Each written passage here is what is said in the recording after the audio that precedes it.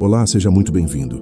Hoje vamos falar de algo impressionante: a teoria de que o Sol possui um gêmeo do mal. Você sabia que a grande maioria das estrelas não viaja sozinha pelo universo, mas sim acompanhada por uma irmã gravitacional?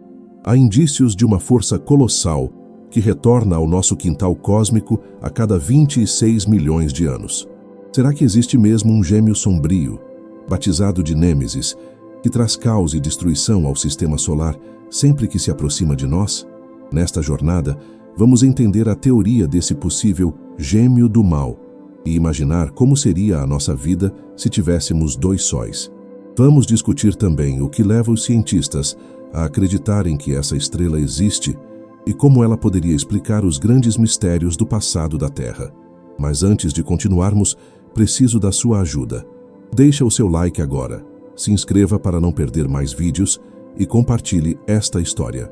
O que é rápido para você nos ajuda imensamente a manter o universo para o sono vivo. Agora relaxe, feche os seus olhos e deixe a ciência te guiar. Para compreendermos a história desse irmão perdido, precisamos recuar no tempo, muito antes de existirem planetas, oceanos ou qualquer olhar voltado para o céu. Precisamos viajar para o momento em que o próprio Sol despertou para a luz.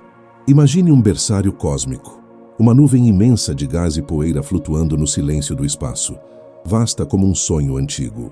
Nestas regiões, a gravidade trabalha como uma artesã paciente, reunindo a matéria dispersa grão por grão, átomo por átomo, até que a pressão se torne insustentável e uma nova estrela se acenda na escuridão. Foi assim, em meio a um caos criativo e belo, que o nosso Sol nasceu. Mas a ciência nos conta que as estrelas raramente nascem sozinhas. Elas vêm ao mundo em ninhadas, aglomerados de irmãs formadas na mesma nebulosa, compartilhando a mesma origem e a mesma composição química.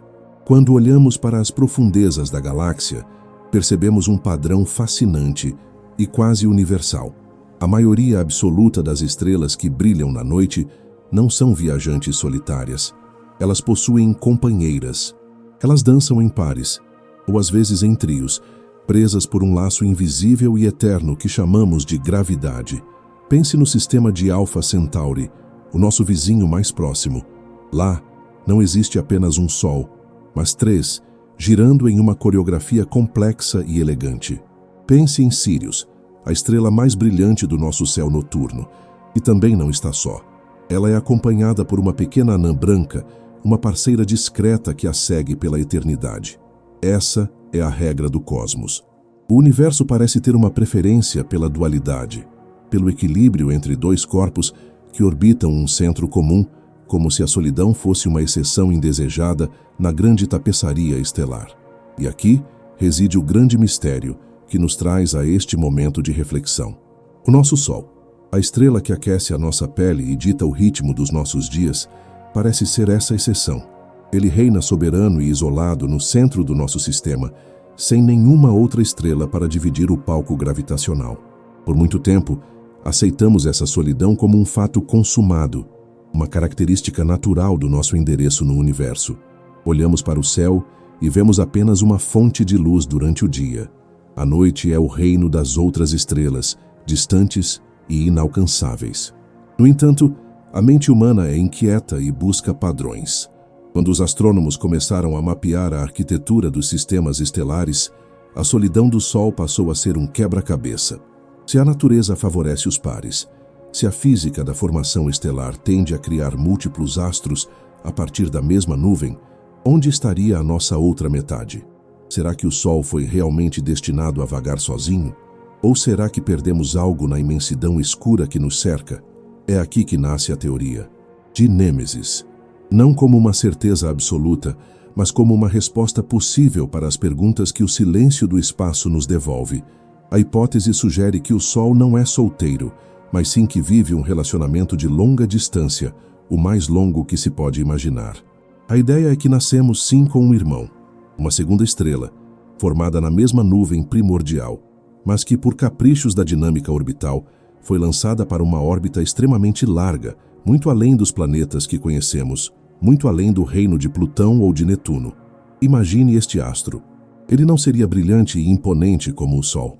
Se ele existe, é provável que seja uma anã vermelha, pequena e fria, ou talvez uma anã marrom, uma estrela falhada que nunca acumulou massa suficiente para acender a fornalha nuclear em seu interior.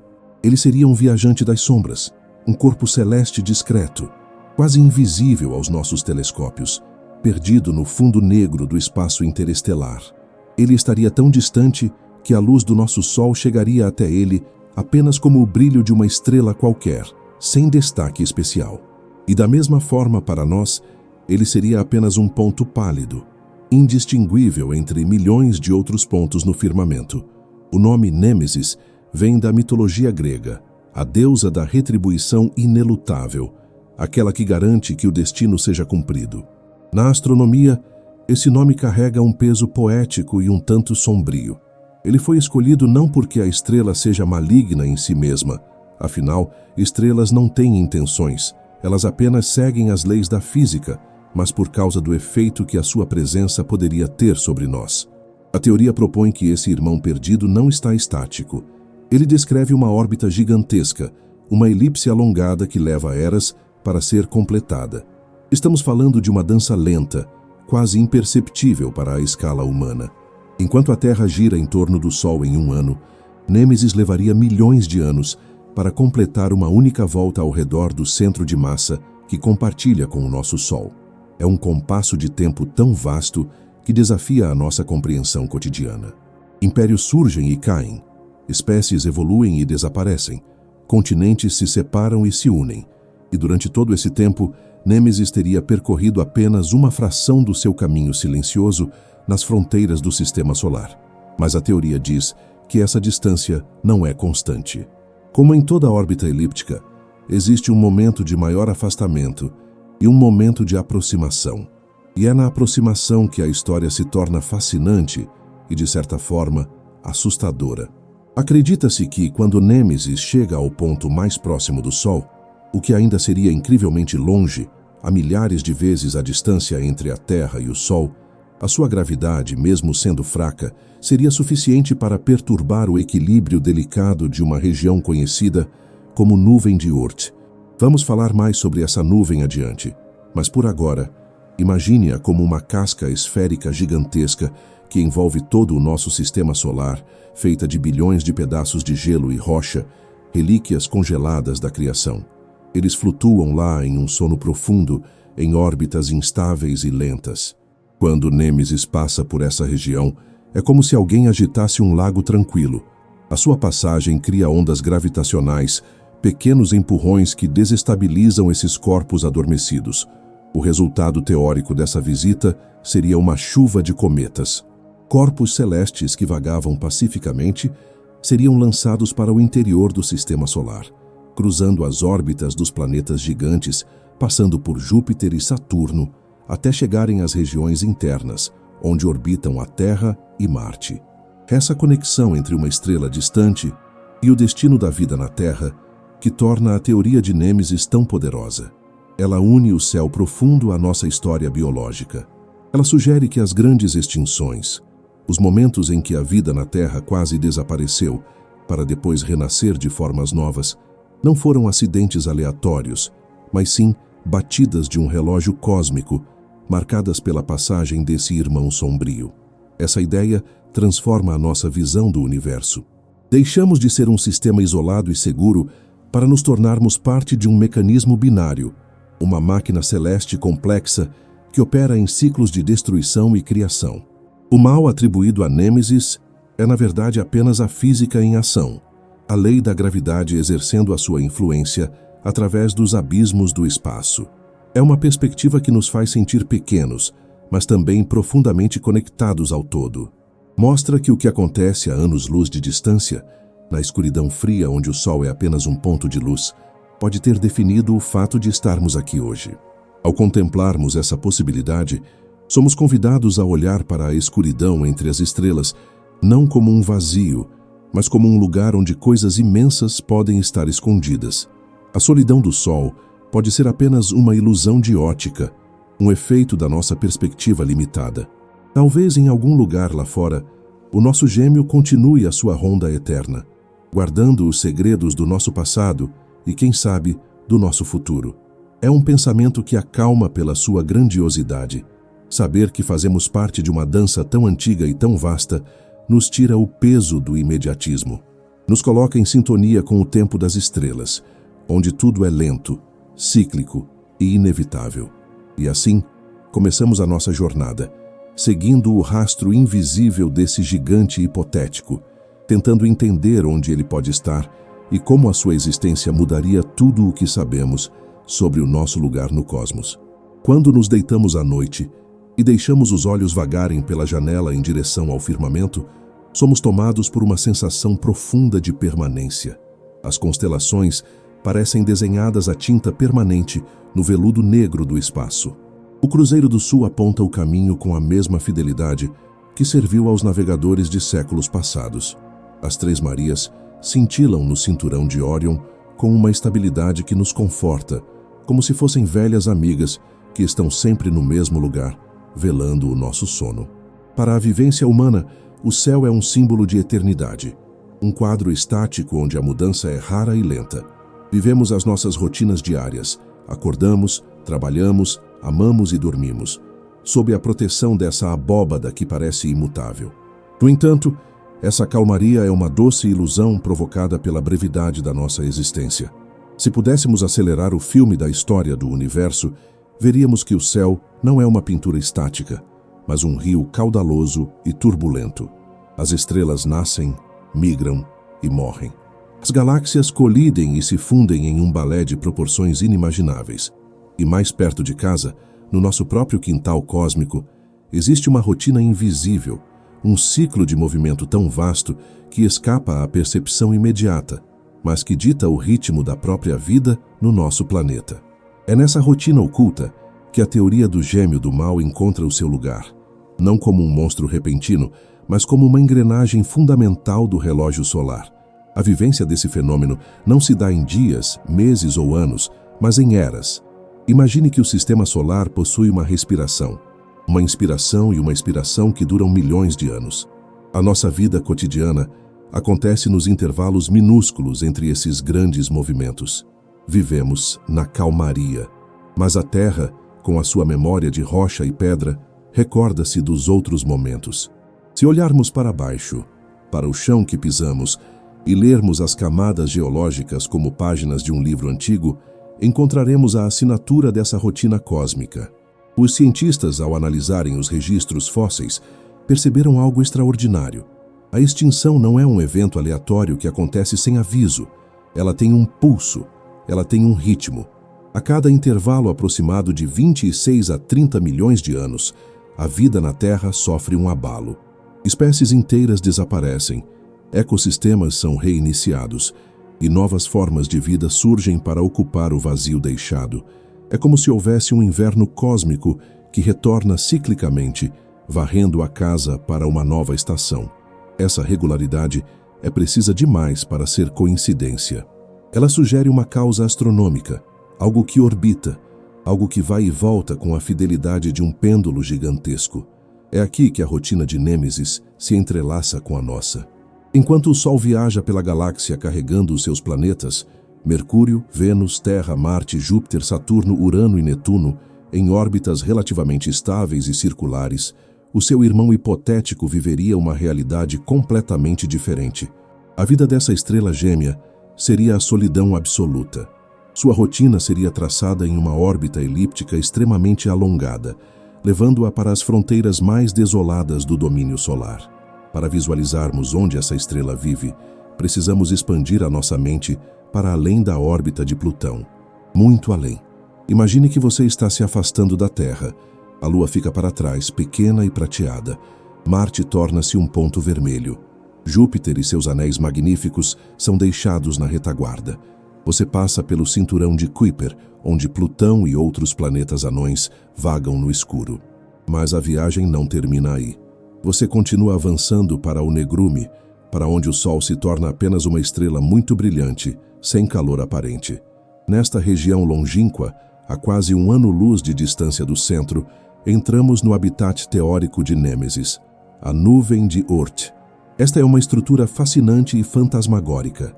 Imagine uma bolha imensa, uma casca esférica que envolve todo o sistema solar, composta por trilhões de objetos de gelo, poeira e rocha. São cometas adormecidos. Eles estão lá desde a formação do sistema solar, há 4 bilhões e meio de anos, preservados no frio absoluto do espaço, pairando em um equilíbrio delicado, quase parados. A nuvem de Oort é o jardim de inverno do sistema solar. É um lugar de silêncio profundo e escuridão eterna. E é através desse jardim congelado que Nêmesis faria a sua caminhada solitária. A rotina dessa estrela seria atravessar esse campo de estátuas de gelo. Na maior parte do tempo, ela estaria longe demais para causar qualquer perturbação. Ela seria apenas mais um corpo celeste vagando no vazio, inofensiva e distante. Mas, à medida que a sua órbita a traz de volta para o periélio, o ponto mais próximo do Sol, a sua presença começa a ser sentida. Não é uma colisão violenta ou um estrondo. É uma influência sutil, uma carícia gravitacional. Imagine um transatlântico navegando por um mar calmo repleto de pequenos barcos à deriva. O navio não precisa tocar nos barcos para movê-los. A sua simples passagem desloca a água e cria ondas que balançam tudo ao redor. Da mesma forma, a gravidade de Nêmesis, ao passar pela densa população da nuvem de Oort, perturbaria as órbitas desses trilhões de cometas. O equilíbrio que durou milênios é quebrado. Alguns desses blocos de gelo seriam lançados para fora, perdendo-se no espaço interestelar para sempre. Mas outros, milhões deles, seriam empurrados para dentro, em direção ao calor do Sol. Começaria assim uma migração lenta e silenciosa. Esses cometas iniciariam uma viagem de milhares de anos, caindo em direção ao centro do sistema solar. Para um observador na Terra, nada mudaria de imediato. O céu continuaria o mesmo, mas o mecanismo teria sido acionado. A visita do irmão gêmeo teria deixado um presente tardio. Essa é a vivência oculta do nosso sistema. Vivemos em um ambiente que parece seguro, protegido pelos gigantes gasosos como Júpiter, que agem como escudos, atraindo muitos asteroides e cometas. Mas a teoria de Nêmesis nos lembra que essa segurança é temporária. Existe uma estação de tempestades. Existe um momento na grande rotina do cosmos em que o céu se torna mais perigoso, em que as estrelas cadentes deixam de ser apenas desejos poéticos para se tornarem arautos de mudança. É fascinante pensar que a nossa própria existência pode estar ligada a esse ciclo. Se os dinossauros não tivessem desaparecido há 66 milhões de anos, em um evento que coincide perfeitamente com o ciclo proposto para Nêmesis, os mamíferos, os nossos ancestrais diretos, talvez nunca tivessem tido a oportunidade de sair das tocas e dominar o planeta. A sombra de Nêmesis, portanto, não traz apenas o fim, ela traz o recomeço. A rotina desse gêmeo do mal é, paradoxalmente, uma rotina de criação.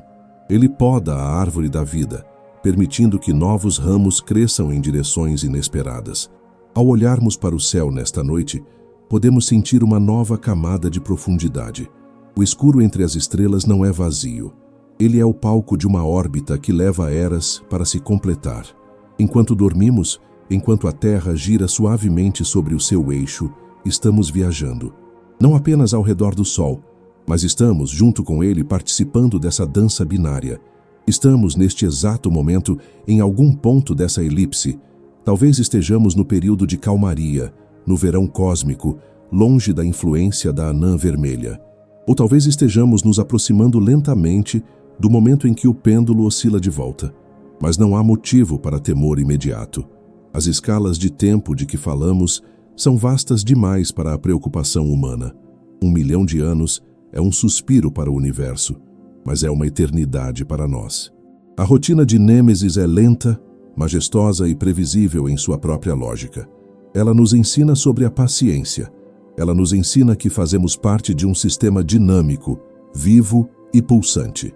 A Terra não é uma ilha isolada. Ela é um navio navegando em um oceano onde as marés são feitas de gravidade e as ondas são feitas de cometas. E o farol que guia ou confunde essa navegação pode ser o nosso próprio irmão, a estrela que nasceu conosco e que, mesmo invisível, nunca nos abandonou totalmente. Essa perspectiva muda a nossa relação com a noite. O silêncio lá fora ganha textura. A escuridão ganha história. Cada rocha que encontramos no chão, cada fóssil em um museu, cada cratera visível na superfície da Lua, tudo isso são testemunhas silenciosas das passagens anteriores desse visitante. Somos os herdeiros de um sistema binário, vivendo na luz de um sol, mas moldados pela sombra do outro. E é nessa dualidade, entre a luz constante que nos aquece e a gravidade distante que nos transforma, que a verdadeira rotina do sistema solar se desenrola, majestosa e eterna, enquanto fechamos os olhos para descansar. Agora que compreendemos a grande valsa gravitacional, que pode estar a acontecer nas fronteiras do nosso sistema, precisamos descer aos detalhes mais profundos. Precisamos entrar nos bastidores dessa maquinaria celeste e perguntar: se existe uma estrela irmã, tão próxima em termos astronômicos e tão influente no nosso destino, por que razão os nossos olhos ainda não a encontraram? Como pode um objeto maciço, capaz de arremessar cometas através da escuridão e abalar a vida na Terra, permanecer oculto de todos os nossos telescópios e sondas? A resposta para esse mistério reside na natureza sutil da luz e na imensidão enganadora do vazio. Para entender a invisibilidade de Nêmesis, precisamos primeiro abandonar a imagem que temos do Sol. Quando pensamos em uma estrela, imaginamos imediatamente uma esfera ofuscante de plasma dourado ou branco, irradiando calor intenso e luz visível que inunda tudo ao redor. Mas o universo é um lugar de diversidade infinita, e as estrelas vêm em todos os tamanhos, cores e temperaturas. A maioria das estrelas da nossa galáxia não são faróis brilhantes como o Sol. Elas são muito menores, mais frias e incrivelmente mais discretas. Os cientistas acreditam que, se Nêmesis existe, ela pertence a uma categoria de astros que operam nas sombras. As principais candidatas para a identidade desse gêmeo do mal são as anãs vermelhas ou as anãs marrons. Vamos visualizar o que isso significa, pois há uma beleza melancólica nesses corpos celestes. Uma anã vermelha é uma estrela que queima o seu combustível nuclear de forma muito lenta e avarenta. Ela é pequena, talvez com 1/3 ou menos da massa do Sol, e a sua superfície é morna em comparação com a fornalha solar. Ela brilha, sim, mas com uma luz rubra, fraca e difusa, como uma brasa que está prestes a se apagar na lareira. Se os nossos olhos humanos estivessem perto dela, veríamos um crepúsculo eterno, uma luz que não fere a vista, mas que tinge tudo de tons avermelhados e sombrios. Mas existe uma possibilidade ainda mais fascinante e furtiva, a de que Nêmesis seja uma anã marrom. Este é um dos objetos mais intrigantes da astronomia. As anãs marrons habitam uma zona cinzenta entre os planetas gigantes e as estrelas propriamente ditas. Elas são muitas vezes chamadas de estrelas falhadas. Imagine um corpo celeste que nasceu como uma estrela, que reuniu gás e poeira, que tentou acender a sua luz, mas que não conseguiu acumular massa suficiente para iniciar a fusão do hidrogênio de forma sustentável em seu núcleo. Ela é um gigante gasoso, muito maior que Júpiter, mas que nunca acordou completamente para a vida estelar. Uma anã marrom não emite luz visível significativa. Ela não brilha no espectro que os nossos olhos evoluíram para ver. Ela emite principalmente calor. Ela brilha no infravermelho. Na vastidão fria do espaço, ela seria um fantasma, um objeto escuro vagando contra um fundo escuro. Encontrar uma anã marrom nas profundezas do espaço é como tentar encontrar um pedaço de carvão apagado em uma sala escura a quilômetros de distância. Ela está lá, tem massa, tem gravidade, tem presença, mas recusa-se a ser vista. Essa natureza tímida e fria que permitiria a Nêmesis esconder-se tão bem, camuflando-se na própria escuridão que a rodeia. Além da dificuldade visual, existe a questão da distância e do movimento, que são mecanismos fundamentais para esse jogo de esconde-esconde cósmico. O espaço não é plano, ele é profundo. Quando olhamos para o céu noturno, perdemos a noção de profundidade. Vemos estrelas que estão a 10 anos-luz ao lado de estrelas que estão a 1000 anos-luz, e ambas parecem pontos idênticos na mesma tela preta. Identificar Nêmesis exige perceber o seu movimento. As estrelas distantes, aquelas que estão muito longe da nossa galáxia ou no outro lado dela, Parecem fixas para nós, porque a distância é colossal, mas uma estrela companheira, orbitando o Sol, teria um movimento próprio, uma dança lenta contra o fundo de estrelas fixas. Os astrônomos chamam isso de movimento próprio, ou paralaxe. Para encontrar Nêmesis, precisamos detectar um ponto de luz muito fraco, visível apenas com telescópios de infravermelho sensíveis ao calor, que se move de uma forma específica ao longo dos anos. Mas lembre-se da escala de tempo. A órbita de Nêmesis leva 26 milhões de anos. O seu movimento no céu, do nosso ponto de vista, seria incrivelmente lento. Seria necessário um mapeamento exaustivo e preciso de todo o céu, comparando imagens tiradas com anos de intervalo, para perceber que aquele pequeno ponto vermelho se deslocou milimetricamente em relação aos outros, e o céu está cheio de milhões de anãs vermelhas e marrons. Distinguir qual delas é o nosso gêmeo e quais são apenas estrelas de fundo é uma tarefa de paciência hercúlea, como procurar uma agulha específica em um palheiro feito de agulhas. E onde exatamente estaríamos procurando? Qual é o cenário desse mecanismo oculto?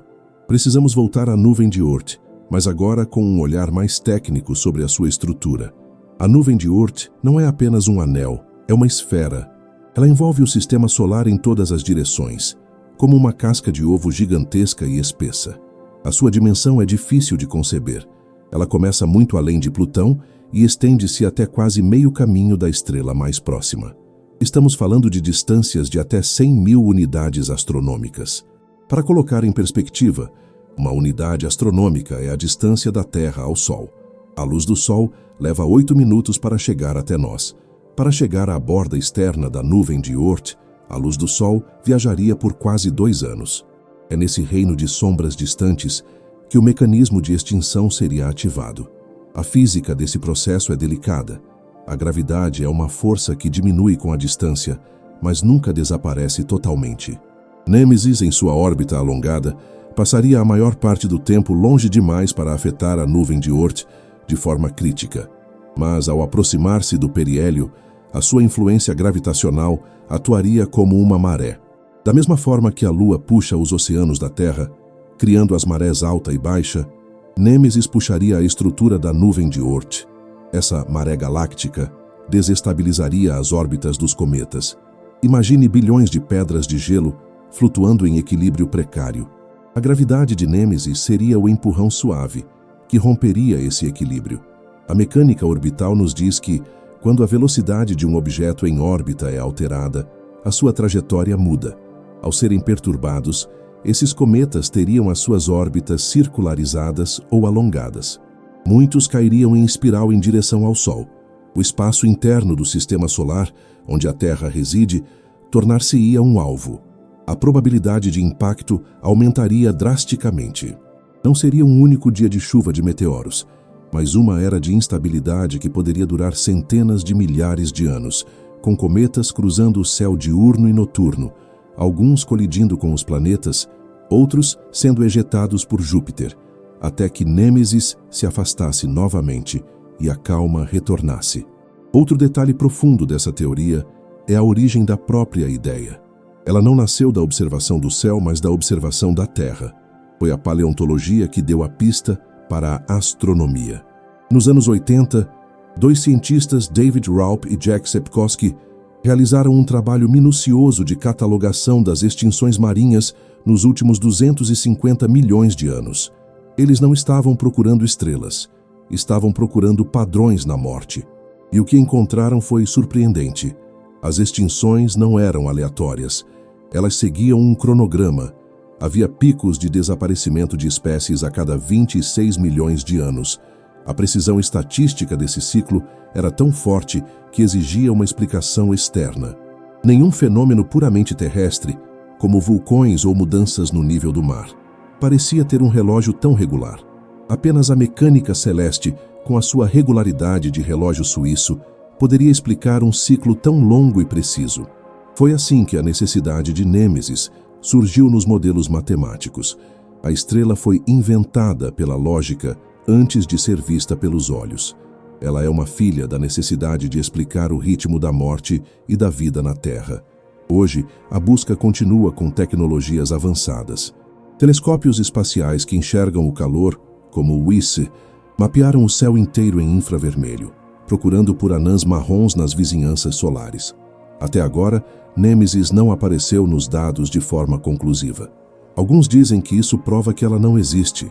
Outros argumentam que ela pode estar em uma parte do céu que é difícil de observar, talvez escondida contra o brilho intenso do centro da galáxia, ou que ela é ainda mais fria e escura do que imaginávamos. Mas a ausência de prova não é prova de ausência. O mecanismo permanece plausível.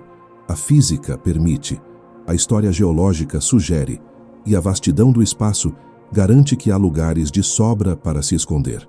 Estamos lidando com escalas e escuridões que desafiam a nossa intuição. Nêmesis representa o desconhecido que mora ao lado. Ela nos lembra que, mesmo com toda a nossa tecnologia, o nosso mapa do universo ainda tem grandes áreas em branco, zonas de mistério onde gigantes podem estar a dormir. É fascinante pensar que a estabilidade que sentimos hoje pode ser apenas o intervalo entre dois compassos de uma música muito lenta. O mecanismo de Nêmesis é o lembrete de que o sistema solar é um organismo dinâmico, conectado por forças invisíveis que atuam no silêncio do vácuo. Enquanto tentamos ouvir os ecos desse gêmeo distante, aprendemos mais sobre a fragilidade e a resiliência do nosso próprio planeta. A estratégia da vida na Terra tem sido sobreviver a esses invernos cósmicos, adaptando-se e renascendo a cada visita do nosso irmão sombrio. E assim, a ciência continua a sua vigília, perscrutando a escuridão, tentando encontrar a brasa morna que explicaria o nosso passado e que, silenciosamente, orbita o nosso futuro. Se a existência de Nêmesis fosse um julgamento em um tribunal cósmico, as provas não seriam vídeos ou testemunhas oculares, mas sim pegadas deixadas na neve profunda do espaço e cicatrizes antigas marcadas na pele do nosso planeta. É neste bloco da nossa história que nos tornamos detetives do invisível, reunindo os fragmentos de um mistério que desafia os astrônomos há décadas. Não estamos falando apenas de uma teoria abstrata, mas de anomalias reais, objetos que estão onde não deveriam estar, e comportamentos celestes que não fazem sentido, a menos que haja um maestro oculto regendo a orquestra. Um dos maiores segredos que o sistema solar guardava, e que só recentemente começou a sussurrar para nós, atende pelo nome de Sedna. A descoberta deste pequeno mundo em 2003 foi um choque de realidade para a comunidade científica. Sedna não é um planeta comum, nem um cometa típico. É um planetoide, um corpo de rocha e gelo avermelhado e frio, que vive em um exílio quase inconcebível. O mistério de Sedna não é o que ele é, mas onde ele está e como ele se move. Para entendermos a estranheza de Sedna, pense na órbita da Terra como um círculo próximo à fogueira. Pense na órbita de Plutão, que já é distante como um círculo nas sombras longe do calor. A órbita de Sedna é algo que desafia essa escala. Ela é tão alongada, tão elíptica, que o planetoide leva mais de 11.000 anos para completar uma única volta ao redor do Sol. No seu ponto mais distante, Sedna viaja para lugares onde o Sol é apenas uma estrela brilhante, quase sem influência. A grande pergunta, o segredo que tira o sono dos astrofísicos é: como Sedna foi parar lá? A gravidade do Sol por si só não parece suficiente para explicar uma órbita tão excêntrica e isolada. Sedna nunca chega perto o suficiente dos planetas gigantes, como Júpiter ou Netuno, para ter sido chutado gravitacionalmente por eles para aquela posição. E ele nunca se afasta o suficiente para ser capturado por estrelas que passam ao acaso. Ele está em uma terra de ninguém.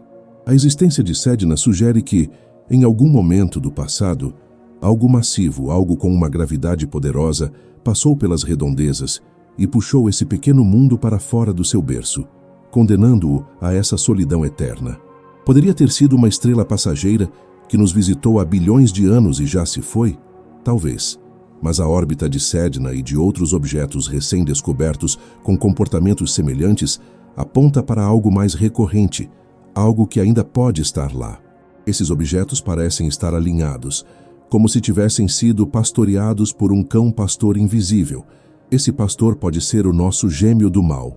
A anomalia de Sedna é considerada por muitos como a arma do crime deixada na cena, a evidência silenciosa de que não estamos sozinhos no controle do sistema solar. Mas os mistérios não param nas órbitas distantes. Eles descem até a Terra e se escondem nas crateras. Uma das descobertas mais intrigantes relacionadas à teoria de Nêmesis é a análise das crateras de impacto no nosso próprio planeta. A Terra, apesar da erosão causada pelo vento e pela água, guarda as marcas de bombardeios passados.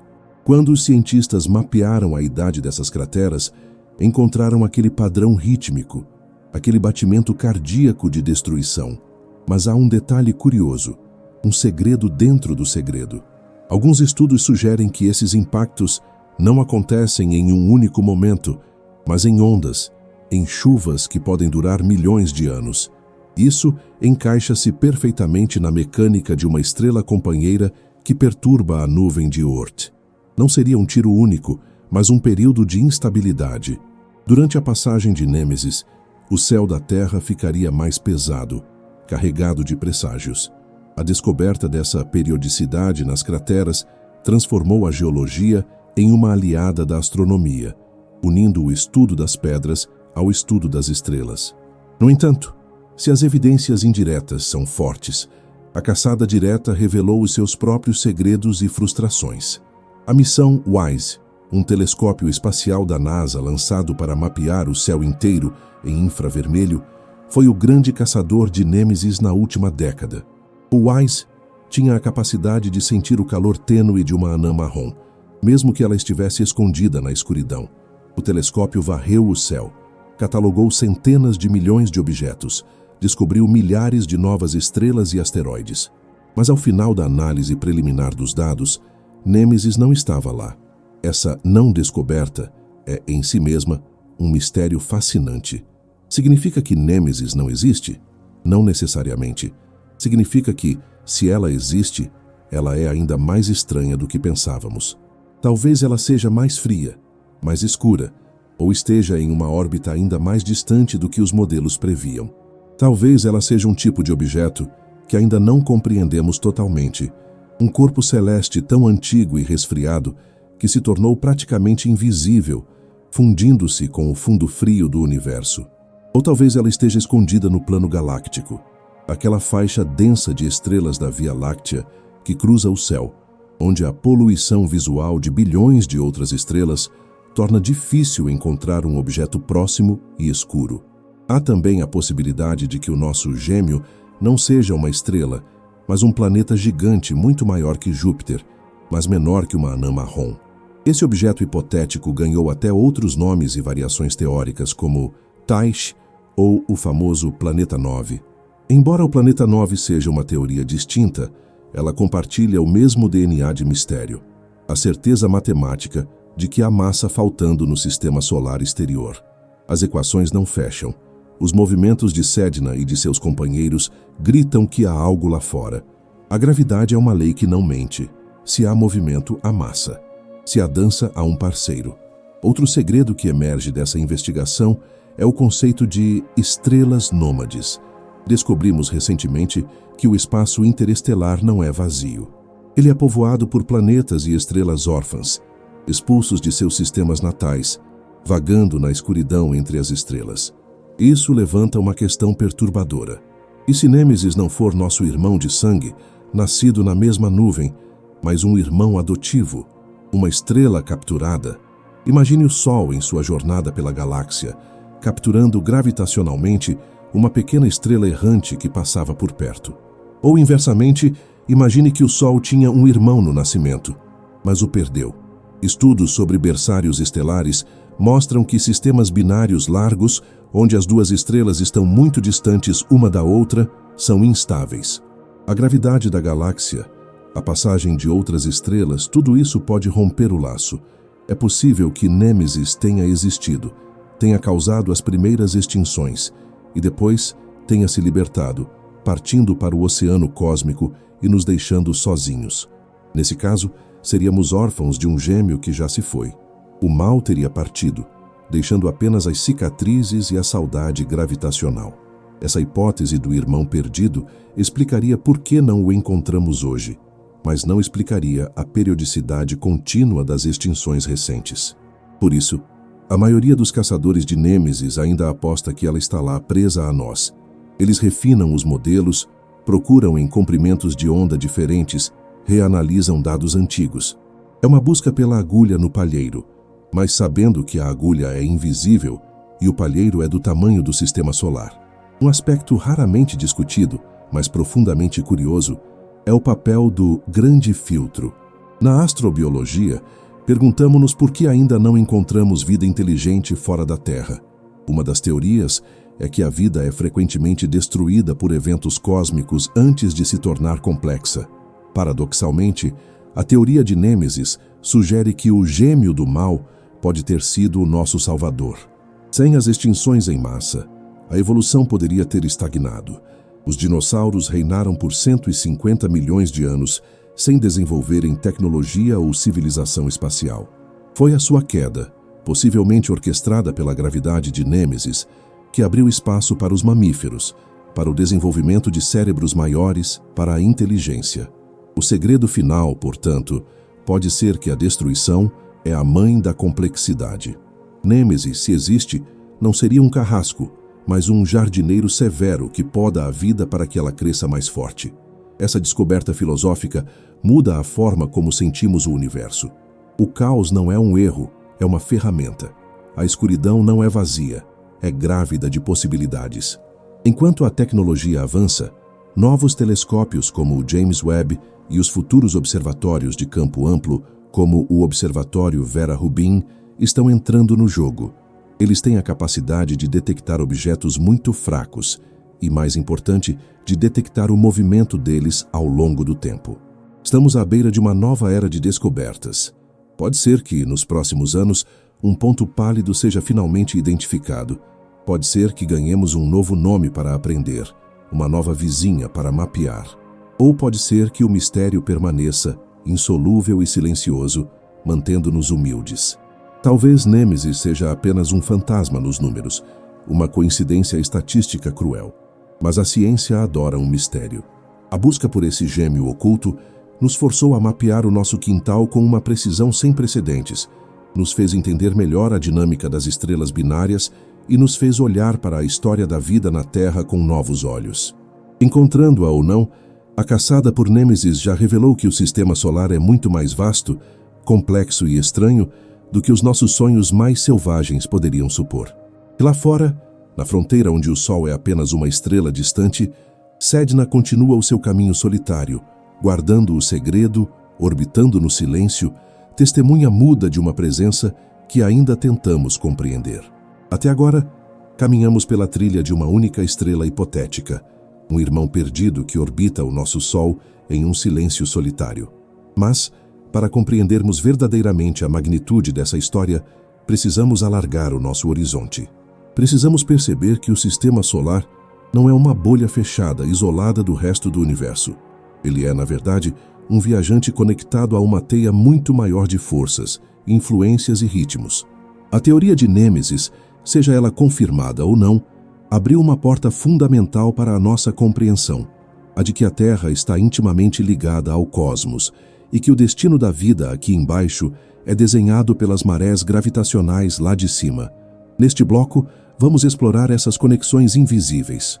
Vamos ver como a dança de Nêmesis pode estar sincronizada com a respiração da própria galáxia e como as pedras que caem do céu moldam não apenas a geografia, mas a própria biologia dos seres que habitam este planeta azul.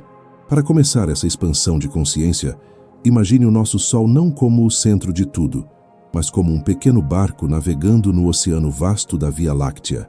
A nossa galáxia é uma espiral gigantesca, um disco de estrelas, gás e poeira que gira majestosamente no escuro. O Sol, levando consigo a Terra e os outros planetas, orbita o centro da galáxia. Mas essa viagem não é uma linha reta, nem um círculo perfeito e plano. É um movimento ondulatório. Imagine um carrossel. Enquanto os cavalos giram em torno do centro, eles também sobem e descem. O Sol faz exatamente isso. Enquanto orbitamos o buraco negro supermassivo no coração da Via Láctea, uma viagem que leva cerca de 250 milhões de anos para ser completada, nós também oscilamos para cima e para baixo através do plano galáctico. O plano galáctico é a região onde a concentração de estrelas e nuvens de gás é mais densa. É o meio do disco da galáxia. Aqui surge uma conexão fascinante, que compete, e às vezes se mistura, com a teoria de Nêmesis. Os cientistas notaram que o ciclo de extinções na Terra, aquele ritmo de 26 a 30 milhões de anos, coincide curiosamente com o momento em que o Sistema Solar atravessa essa região mais densa do disco galáctico.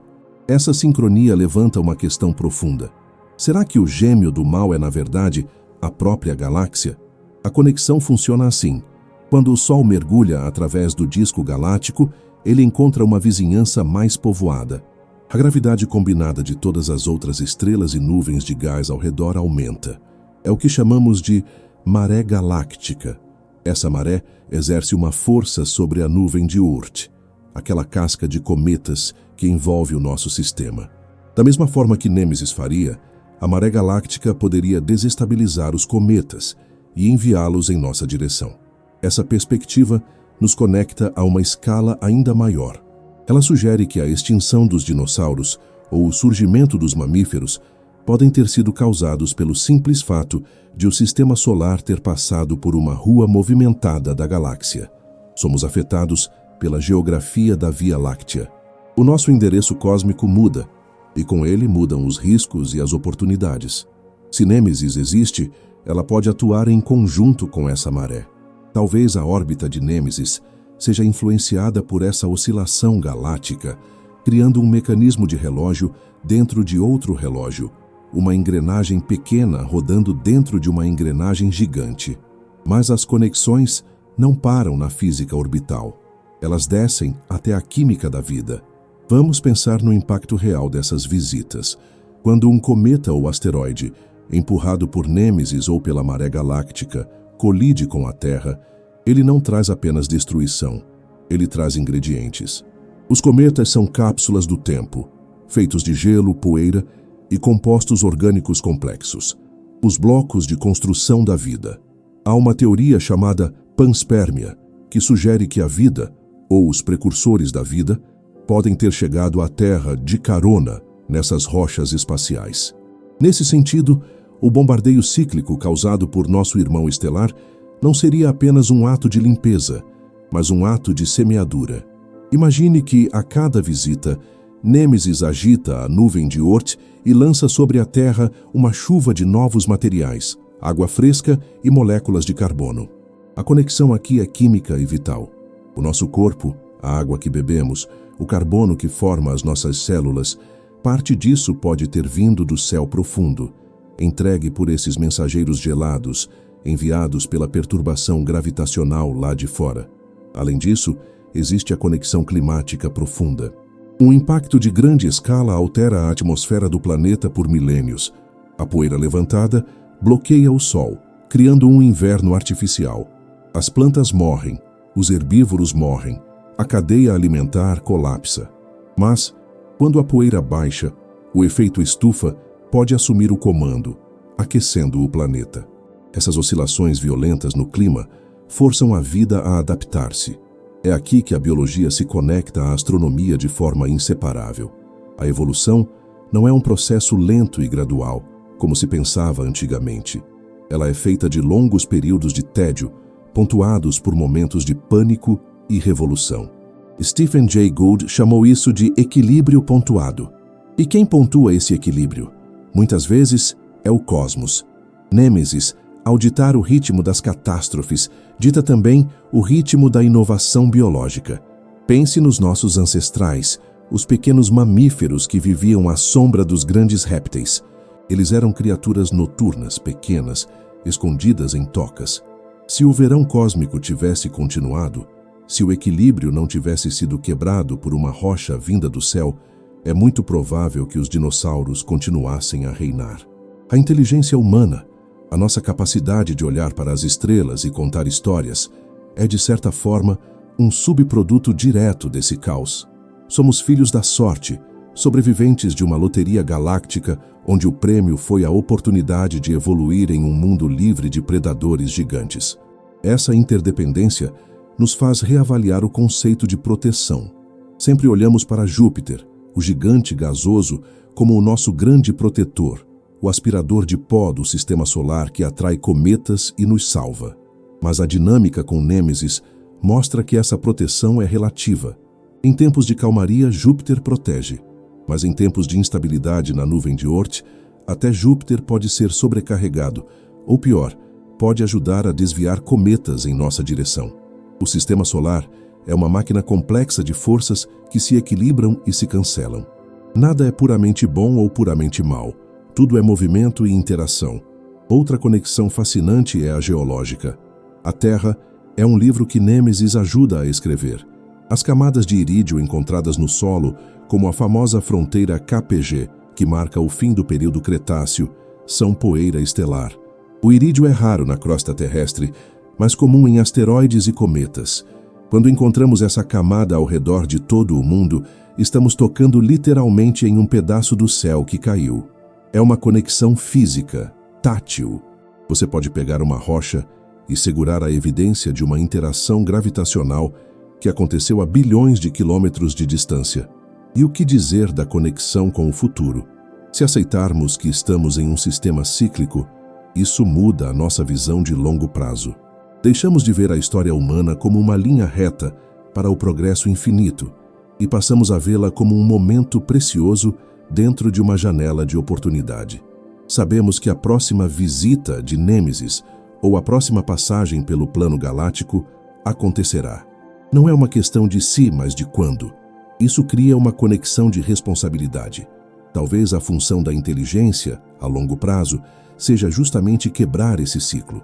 Somos a primeira espécie na história da Terra capaz de olhar para cima, identificar a ameaça e talvez fazer algo a respeito. Se detectarmos um cometa vindo em nossa direção daqui a 100 anos, teremos a tecnologia para desviá-lo. Nesse sentido, a humanidade torna-se o sistema imunológico do planeta Terra. Evoluímos graças ao caos, mas agora temos o potencial de proteger a biosfera contra ele. É uma conexão poética. A matéria do universo, nós, acordou para se defender da própria mecânica do universo, Nêmesis. Essas conexões estendem-se também à nossa cultura e mitologia. Desde tempos imemoriais, as civilizações humanas olham para o céu com um misto de adoração e medo. Cometas sempre foram vistos como presságios de mudança, de morte de reis ou de nascimento de eras. Talvez essa intuição ancestral carregue uma verdade biológica profunda. Talvez, em algum nível instintivo, as espécies recordem que o perigo vem de cima. A teoria de Nêmesis dá um corpo científico a esses medos antigos, conectando o folclore à astrofísica. Ao contemplarmos essas interdependências, a solidão desaparece. Percebemos que cada átomo do nosso corpo, cada montanha no horizonte e cada animal na floresta faz parte de uma teia vibrante que se estende até aos confins da nuvem de Oort e além, até ao centro da Via Láctea. O sistema solar respira junto. Quando a gravidade de Nêmesis puxa lá fora, a vida treme aqui dentro. Quando a galáxia oscila, a Terra responde. Não somos passageiros passivos em uma rocha isolada. Somos participantes ativos de uma ecologia galáctica. O impacto não é apenas a colisão de uma pedra com o chão. É o impacto contínuo de forças celestes moldando quem somos. A existência desse irmão gêmeo, ou a simples possibilidade dele, serve como um fio condutor que costura todas as ciências. A astronomia explica a geologia, que explica a biologia, que explica a antropologia. É uma visão de mundo que traz humildade e maravilhamento. Mostra-nos que o universo é um lugar de ciclos, de retornos, de conexões que não respeitam o vazio do espaço. A gravidade é o grande tecelão, unindo o destino de uma estrela anã invisível ao destino de um pequeno primata que aprendeu a sonhar. Que assim, deitados na segurança das nossas camas, podemos sentir essa conexão. A gravidade que nos mantém no colchão é a mesma força que, a anos-luz daqui, pode estar agora mesmo a desenhar o futuro do nosso planeta na escuridão silenciosa do espaço. Estamos todos ligados numa dança lenta e eterna sob o mesmo teto estrelado. Ao longo desta jornada, olhamos para as estrelas, para as pedras e para os fósseis. Agora é o momento de virarmos o espelho e olharmos para nós mesmos. Como é que a teoria de um sol gêmeo, de um companheiro invisível que dita o ritmo da vida e da morte, ressoa dentro da alma humana? A relação da humanidade com o cosmos nunca foi apenas uma questão de ciência fria e distante. Sempre foi uma relação emocional, espiritual e profunda. O céu não é apenas um lugar. É um espelho onde projetamos os nossos medos, as nossas esperanças e a nossa busca incessante por significado. Desde que o primeiro ser humano levantou os olhos para a abóbada celeste em uma noite sem lua, sentimos uma mistura de fascínio e temor. O escuro lá em cima era o reino dos deuses, dos monstros e dos destinos incontroláveis. A teoria de Nêmesis, de certa forma, é a versão moderna e científica desses mitos antigos. Ela toca em uma corda sensível da nossa psique coletiva, a sensação de que não estamos no controle total, de que existem forças maiores, invisíveis e cíclicas que governam a nossa existência. Pense nas antigas civilizações que vigiavam o céu com uma atenção obsessiva. Os maias, os babilônios, os egípcios, todos eles construíram calendários complexos, não apenas para saber quando plantar ou colher, mas para tentar prever os humores dos céus. Para eles, um cometa não era apenas gelo sujo sublimando ao sol. Era um mensageiro, era um aviso. A aparição de uma estrela cabeluda, como eram chamados os cometas na antiguidade, causava pânico social, derrubava reis e paralisava impérios. Hoje sabemos que esses cometas podem ter sido empurrados pela mecânica celeste que discutimos, talvez pela maré galáctica ou pela influência distante de uma estrela companheira. Há uma ironia poética nisso. Os nossos antepassados, sem telescópios ou computadores, intuíam o perigo. Eles sentiam que o céu podia cair sobre as suas cabeças. A ciência moderna, com a teoria de Nêmesis, valida esse medo ancestral, mas transforma-o. O que antes era capricho divino, agora é mecânica orbital. O que antes se resolvia com sacrifícios e rituais, agora se tenta resolver com matemática e deflexão de asteroides. Essa mudança de perspectiva é o maior triunfo da relação da humanidade com o universo, a transformação do medo em compreensão. Mas a relação vai além do medo. Há também um profundo sentimento de solidão, que a teoria de Nêmesis vem curiosamente aliviar. A humanidade sempre se sentiu um pouco órfã no universo. Olhamos para a vastidão e perguntamo-nos: por que estamos aqui? Estamos sozinhos? A ideia de que o Sol tem um irmão, mesmo que seja um gêmeo do mal, ressoa com a nossa necessidade de conexão. Saber que o nosso sistema solar é binário, que faz parte de um par, traz uma estranha sensação de completude. É como descobrir, tarde na vida, que se tem um parente distante. Mesmo que esse parente seja problemático, a sua existência preenche uma lacuna na nossa história familiar. Deixamos de ser uma anomalia solitária para nos tornarmos parte da norma galáctica. Essa descoberta também nos força a uma humildade radical. A civilização humana, com todas as suas cidades, guerras, artes e tecnologias, existe a apenas uma fração de segundo no relógio cósmico. Toda a nossa história registrada, das pirâmides do Egito aos arranha-céus de Nova York, aconteceu durante um intervalo de calmaria. Vivemos num verão cósmico, num período de estabilidade orbital, onde a nuvem de Oort tem estado, felizmente, tranquila. A teoria de Nêmesis lembra-nos que a nossa estabilidade é um privilégio temporário, não um direito adquirido. Isso tem um impacto social e filosófico profundo. Se internalizarmos a ideia de que somos sobreviventes de um ciclo de destruição, a nossa responsabilidade para com a vida aumenta. Somos a chama que não se apagou. Somos os herdeiros daqueles pequenos mamíferos que há 66 milhões de anos viram o céu arder e sobreviveram nas tocas. Carregamos no nosso DNA a resiliência de milhões de anos de catástrofes evitadas ou superadas. Isso deveria, em tese, unir a humanidade. Diante da escala de uma estrela anã marrom ou de um asteroide de 10 quilômetros, as nossas fronteiras nacionais, as nossas disputas políticas e as nossas diferenças culturais tornam-se insignificantes. O cosmos não vê fronteiras. Um cometa enviado por Nêmesis não pede passaporte. Ele vê apenas um planeta azul, frágil e precioso. A consciência dessa ameaça comum tem o potencial de criar uma identidade planetária. Já vemos os primeiros sinais disso na defesa planetária, um campo onde agências espaciais de diferentes países colaboram para monitorar o céu. É a humanidade agindo como um único organismo, desenvolvendo um sistema imunológico para se proteger das pedras que o universo nos atira. Além disso, a relação com Nêmesis toca na nossa percepção do tempo. Vivemos presos ao agora. As nossas preocupações são imediatas. O trabalho de amanhã, a economia do próximo ano, a política da próxima década. Mas a astronomia convida-nos a pensar em tempo profundo. Falar de um ciclo de 26 milhões de anos é um exercício de expansão mental. Obriga-nos a sair da nossa bolha temporal e a ver a Terra como uma entidade geológica que respira em eras. Isso é relaxante, de certa forma. Tira o peso das nossas pequenas ansiedades. Quando olhamos para a história da Terra sob a luz de Nêmesis, percebemos que isso também passará. Tudo muda. A única constante é o ciclo. Culturalmente, a figura de Nêmesis já se infiltrou na nossa ficção, nos nossos filmes e nos nossos livros.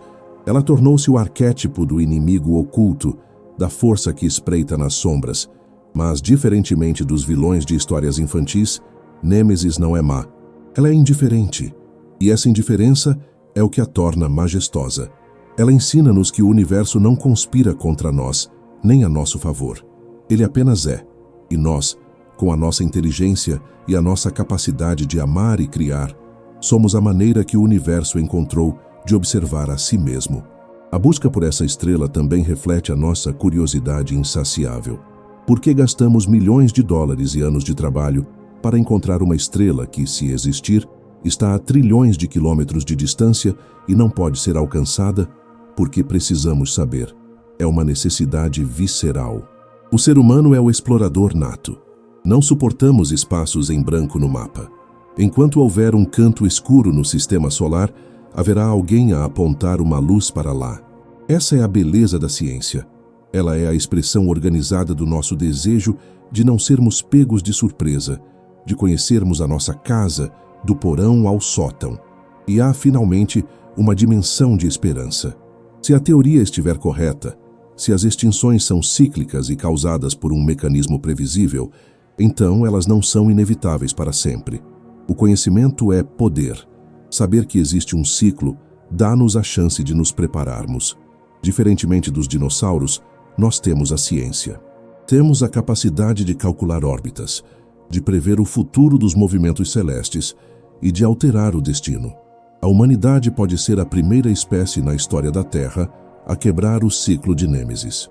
Podemos ser aqueles que dirão não à extinção, usando a nossa tecnologia para desviar os mensageiros da destruição e proteger a biosfera que nos sustenta. Nesse sentido, a nossa relação com Nêmesis evolui de vítima para guardião. Deixamos de ser apenas folhas ao vento, sopradas pela gravidade de estrelas distantes, e passamos a ser pilotos do nosso próprio planeta. É uma responsabilidade imensa, mas também uma honra. Somos a consciência da Terra.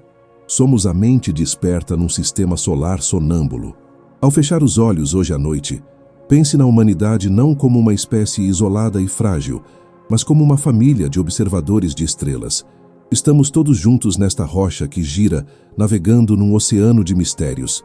O céu acima de nós pode esconder perigos, mas também esconde maravilhas. E a maior maravilha de todas é que estamos aqui agora, capazes de pensar sobre isso, capazes de contar a história do nosso irmão perdido e de nos maravilharmos com a complexidade da dança cósmica. A nossa relação com o universo é de admiração mútua. O universo cria a complexidade e nós damos-lhe nome, sentido e poesia. E nessa troca silenciosa entre o olhar humano e a luz das estrelas, encontramos o nosso lugar, pequenos, mas infinitos, na nossa capacidade de sonhar e compreender. Ao olharmos para o horizonte do tempo, para os anos e séculos que se estendem à nossa frente, a busca por Nêmesis deixa de ser apenas uma investigação sobre o passado para se tornar uma chave para o nosso futuro. O que começamos como uma curiosidade sobre dinossauros e cometas antigos transformou-se numa das fronteiras mais excitantes da astronomia moderna. Estamos a entrar numa nova era de ouro da exploração espacial, onde as ferramentas que construímos não servem apenas para ver mais longe, mas para ver com uma clareza e uma profundidade que os nossos antepassados jamais poderiam ter sonhado. O futuro deste tema não está escrito nas estrelas. Está a ser escrito pelos telescópios que estamos a apontar para elas. A grande mudança que se avizinha não é apenas uma melhoria na tecnologia, é uma mudança na forma como olhamos. Durante séculos, a astronomia foi uma ciência de instantâneos. Tirávamos uma fotografia do céu e estudávamos aquele momento congelado. Mas Nêmesis, se existir, é um alvo móvel. A sua assinatura não é apenas a sua luz fraca, mas o seu movimento subtil contra o pano de fundo imóvel do universo. Para se encontrar, precisamos de deixar de tirar fotografias e começar a fazer um filme do céu. E é exatamente isso que o futuro nos reserva. Nos próximos anos, uma peça de tecnologia revolucionária entrará em cena. O Observatório Vera C. Rubin, situado nos picos secos e altos dos Andes chilenos. Este não é apenas mais um telescópio. É uma máquina do tempo e de movimento. A sua missão é realizar o levantamento legado do espaço e tempo, LSST. Imagine uma câmara digital do tamanho de um carro pequeno, com uma resolução tão alta que poderia captar uma bola de golfe na Lua. Todas as noites, este gigante varrerá o céu inteiro do hemisfério sul, criando um mapa tridimensional e dinâmico do universo. O Vera Rubin vai catalogar bilhões de objetos, mas o seu verdadeiro poder reside na repetição. Ele vai olhar para os mesmos pontos do céu, noite após noite durante 10 anos. Se algo se mexer, por mais lento ou tênue que seja, o Vera Rubin vai ver. Se Nêmesis for uma anã vermelha pálida ou uma anã marrom quase invisível que se arrasta lentamente pela constelação de Hidra ou de Sagitário, ela não terá onde se esconder. O filme que este observatório vai produzir revelará tudo o que muda de posição. Pela primeira vez na história, teremos um sistema de vigilância cósmica capaz de detectar intrusos no nosso quintal com uma precisão absoluta. E não estaremos sozinhos a analisar estes dados. O volume de informação será tão colossal, petabytes de dados fluindo como um rio digital, que nenhum cérebro humano, nem mesmo uma equipa de milhares de astrônomos, conseguiria processar tudo. O futuro da caça a Nêmesis passa pela inteligência artificial. Algoritmos silenciosos e incansáveis irão peneirar a escuridão, procurando padrões de movimento que escapariam ao olho humano. Serão estas mentes digitais que provavelmente farão o primeiro alerta. Imagine um momento. Um servidor num laboratório silencioso emite um sinal. Um ponto de luz ignorado por décadas é identificado como tendo a paralaxe e a velocidade corretas. O nosso irmão perdido é finalmente encontrado nos dados, não por sorte, mas por persistência tecnológica. Mas o futuro reserva-nos dois caminhos distintos, e ambos são fascinantes. O primeiro cenário é a confirmação. Vamos supor que, na próxima década, encontramos Nêmesis. O impacto cultural e científico seria sísmico. De repente, os livros escolares teriam de ser reescritos. O sistema solar deixaria de ser uma família monoparental para se tornar oficialmente um sistema binário. Teríamos um novo vizinho para estudar, um objeto que desafia a definição de planeta e estrela. A confirmação de Nêmesis dar-nos-ia também um calendário de riscos. Ao mapearmos a sua órbita com precisão a laser, saberíamos exatamente onde ela está no seu ciclo de 26 milhões de anos.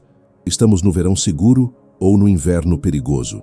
Quanto tempo temos até a próxima passagem pelo periélio? A incerteza transformar-se-ia em previsão. A humanidade ganharia um prazo, uma contagem decrescente que não seria motivo de pânico, mas de planeamento. Saberíamos que daqui a X milhões de anos, a nuvem de Oort será agitada. Isso daria às nossas futuras civilizações, ou aos nossos descendentes robóticos ou biológicos, o tempo necessário para preparar escudos, desviar cometas ou até mesmo, quem sabe, viajar até lá para ver o gigante de perto. O segundo cenário é o da não descoberta. E se depois de varrermos o céu com o Vera Rubin, com o James Webb e com as futuras missões espaciais não encontrarmos nada? Se o silêncio persistir e provarmos que o Sol está de facto sozinho, Isso não seria um fracasso, seria uma reviravolta no mistério. Se Nêmesis não existe, então o que causa as extinções cíclicas? A ciência teria de olhar para outras direções. O futuro poderia levar-nos a investigar a hipótese da matéria escura.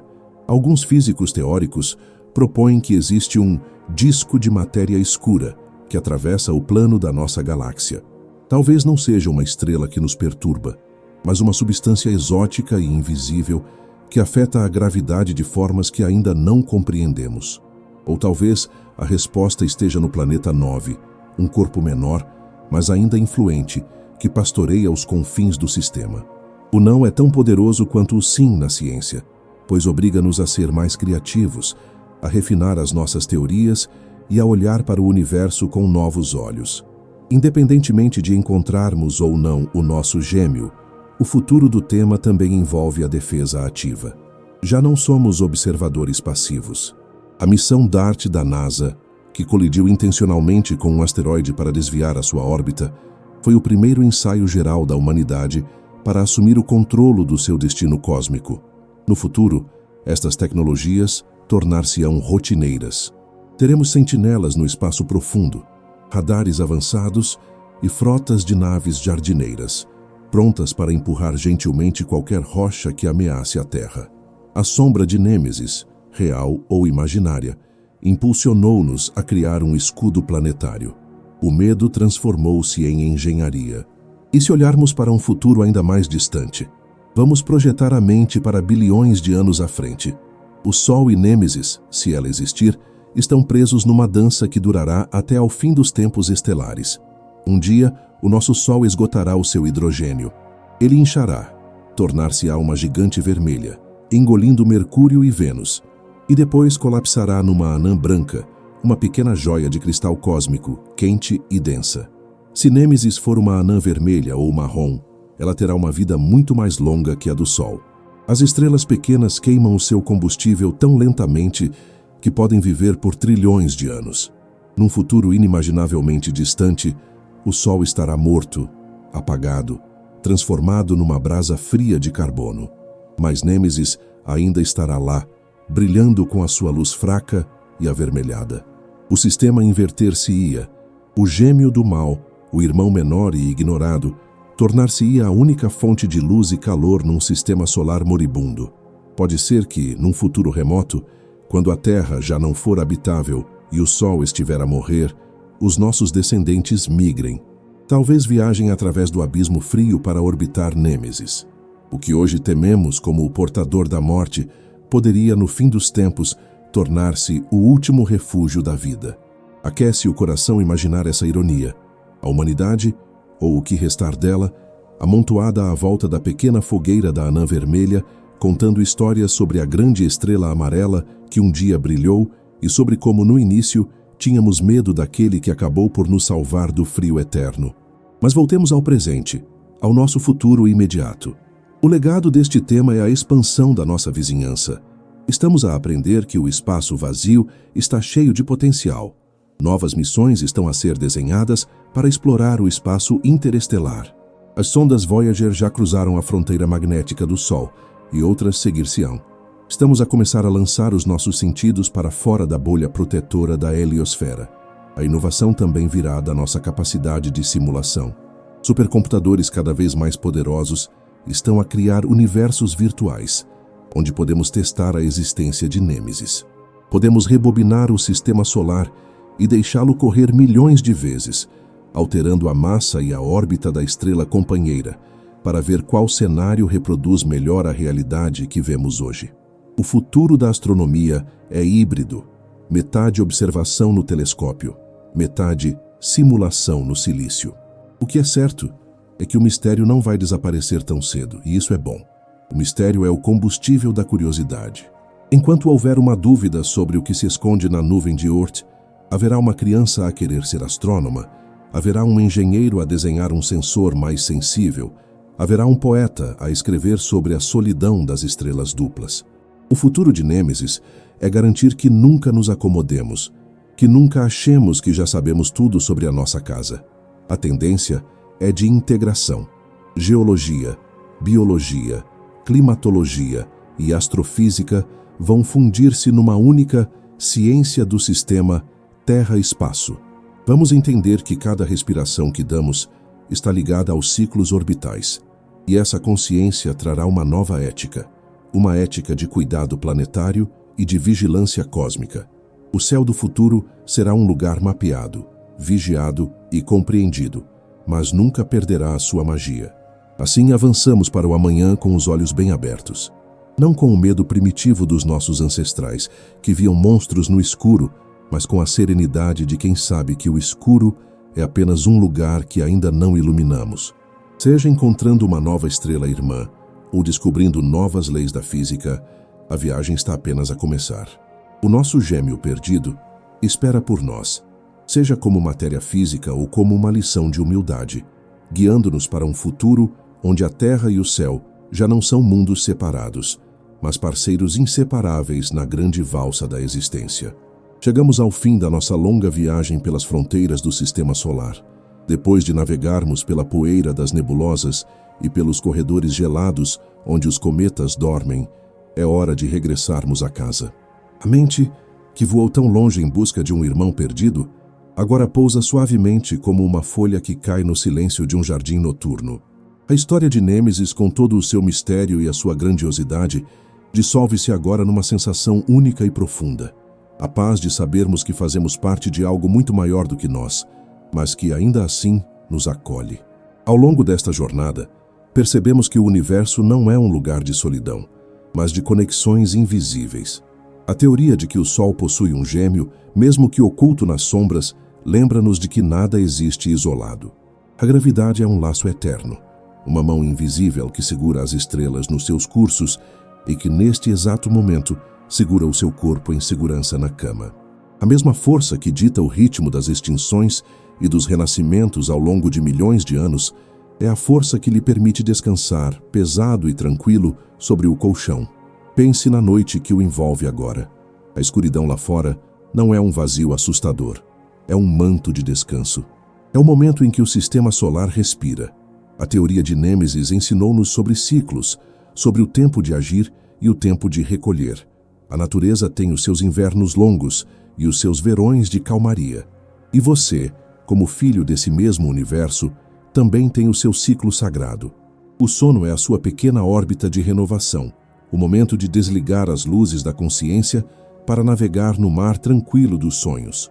Não há mais enigmas para resolver agora. A ciência fez a sua vigília. Agora é a vez do descanso. Deixe que a ideia de um gêmeo do mal se transforme. Veja-o não como uma ameaça, mas como um guardião do tempo profundo. Um companheiro silencioso que vigia as fronteiras enquanto a Terra dorme. Saber que existem mistérios lá fora não deve trazer ansiedade, mas sim o conforto de que o mundo ainda é mágico, vasto e cheio de possibilidades. É bom não saber tudo. É no mistério que a mente encontra espaço para flutuar. Sinta agora o seu corpo a desligar-se, parte por parte. Imagine que a gravidade está a tornar-se um abraço mais apertado, mais quente. Os pés relaxam. As pernas ficam pesadas, o tronco afunda-se suavemente na superfície que o sustenta. Os ombros soltam o peso do dia, libertando qualquer tensão que tenha sobrado. O pescoço relaxa, a testa alisa-se. A respiração torna-se lenta, rítmica, como as ondas de um oceano calmo sob a luz das estrelas. Você está seguro. A Terra é uma nave robusta, protegida pelos seus escudos invisíveis, viajando numa zona de calmaria. Júpiter monta a guarda, e o Sol estará lá amanhã para o despertar. Tudo está no seu lugar. O grande relógio cósmico continua a bater, lento e preciso, cuidando de tudo para que você não precise de se preocupar com nada. Apenas durma. Apenas exista neste momento de silêncio perfeito. E assim, encerramos a nossa história de hoje. Mas a nossa conexão não precisa de terminar aqui. O universo para o sono é um refúgio construído para você, um lugar para onde pode sempre voltar quando precisar de paz e de conhecimento. Se esta viagem pelo cosmos lhe trouxe tranquilidade, convido-o a fazer parte desta nossa constelação de ouvintes. Inscreva-se no canal para garantir o seu lugar na nossa próxima jornada. Deixe o seu gosto neste vídeo. É um gesto simples, mas que nos ajuda imensamente a continuar a trazer estas histórias até si. E se conhecer alguém que precise de um momento de calma, partilhe este vídeo. Vamos espalhar o relaxamento, uma estrela de cada vez. Explore também os outros vídeos do canal. Temos muitos outros mistérios e paisagens sonoras à sua espera. Agora, entregue-se ao descanso. Durma bem, viajante das estrelas. Boa noite.